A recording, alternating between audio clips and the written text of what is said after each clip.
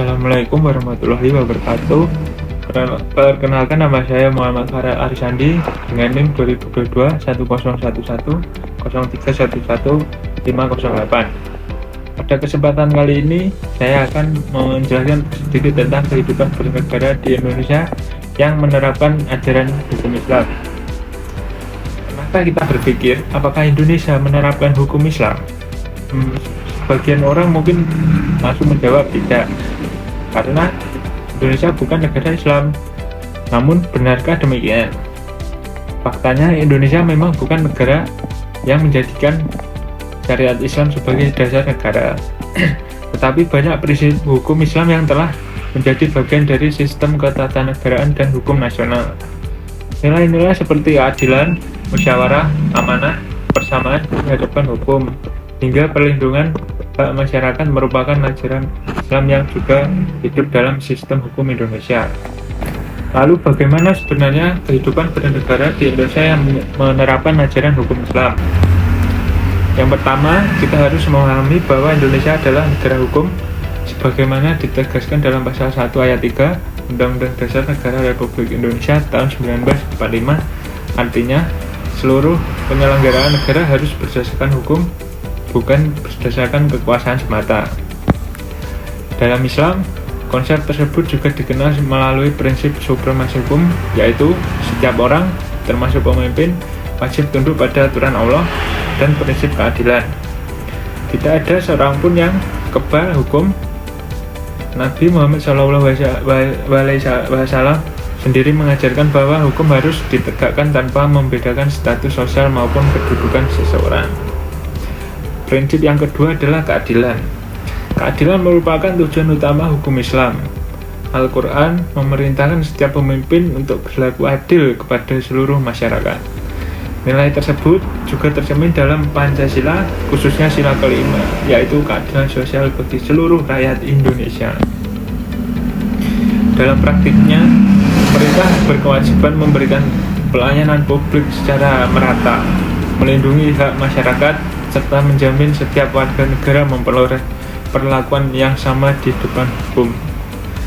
Meskipun pelaksanaannya masih menghadapi berbagai tantangan, prinsip keadilan tetap menjadi cita-cita utama suatu negara. Yang ketiga adalah musyawarah. Dalam Islam dikenal konsep syura, yaitu menyelesaikan persoalan melalui musyawarah. Nilai ini ternyata sangat dekat dengan sistem demokrasi di Indonesia.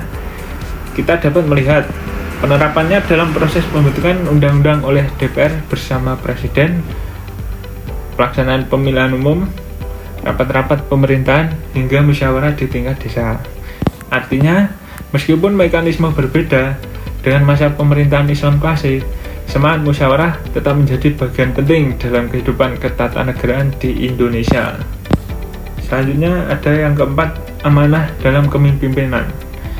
Dalam hukum tata negara Islam, jabatan bukanlah sebuah kehormatan, melainkan amanah yang harus dipertanggungjawabkan kepada Allah dan kepada rakyat.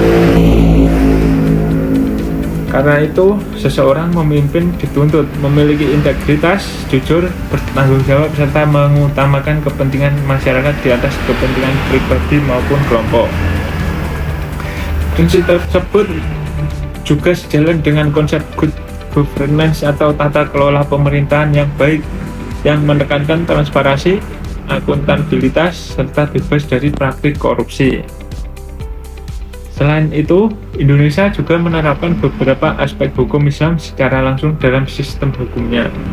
Sebagai contoh, pejabat peradilan agama yang memiliki kewenangan menyelesaikan perkara perkawinan, perceraian, waris, hibah, wakaf, zakat, infak, sedekah, serta sengketa ekonomi syariat bagi umat Islam. Di bidang ekonomi, berkembang pula berbagai lembaga keuangan syariah seperti bank syariah, asuransi syariah, hingga pasar modal syariah yang seluruh kegiatannya didasarkan pada prinsip-prinsip hukum Islam. Hal tersebut menunjukkan bahwa hukum Islam bukan hanya dipelajari sebagai teori, tapi juga diterapkan dalam kehidupan bermasyarakat Indonesia melalui jalur konstitusional. Kemudian Ada satu konsep yang sangat penting dalam hukum tata negara Islam, yaitu maqasid syariah.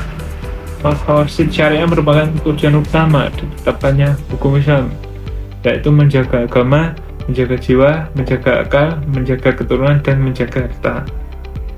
Apabila kita melihat tujuan negara Indonesia sebagai tercantum dalam pembukaan Undang-Undang Dasar Negara Republik Indonesia tahun 1945, terdapat kesamaan semangat, yaitu melindungi seluruh rakyat Indonesia, memajukan kesejahteraan umum, mencerdaskan kehidupan bangsa, dan mewujudkan keadilan sosial. Artinya, baik hukum Islam maupun konstitusi Indonesia sama-sama mengutamakan perlindungan terhadap masyarakat dan kemaslahatan bersama. Namun demikian, Indonesia juga merupakan negara yang sangat majmuk karena penerapan ajaran hukum Islam harus selalu dilakukan dengan menghormati keberagaman agama, budaya, dan suku bangsa. Islam sendiri mengajarkan toleransi, keadilan, serta larangan memaksakan keyakinan kepada orang lain. Nilai-nilai inilah yang membuat hukum Islam dapat berjalan berdampingan dengan prinsip Bhinneka Tunggal Ika. Sebagai mahasiswa hukum tata negara, kita perlu memahami bahwa hukum Islam tidak hanya berbicara mengenai aturan ibadah atau sanksi hukum, tetapi juga mengandung nilai-nilai universal yang sangat relevan bagi kehidupan bernegara, seperti kejujuran, keadilan, bertanggung jawab, musyawarah, perlindungan hak asasi manusia, serta kesejahteraan masyarakat. Kesimpulannya yaitu Indonesia memang bukan negara berdasarkan agama tertentu, akan tetapi berbagai nilai fundamental dalam hukum tata negara Islam telah menjadi bagian dari sistem ketatanegaraan Indonesia. Prinsip keadilan, musyawarah, amanah, perlindungan hak rakyat, serta kemaslahatan umum yang menjadi fondasi kuat memperkuat kehidupan berbangsa dan bernegara. Sekian, terima kasih.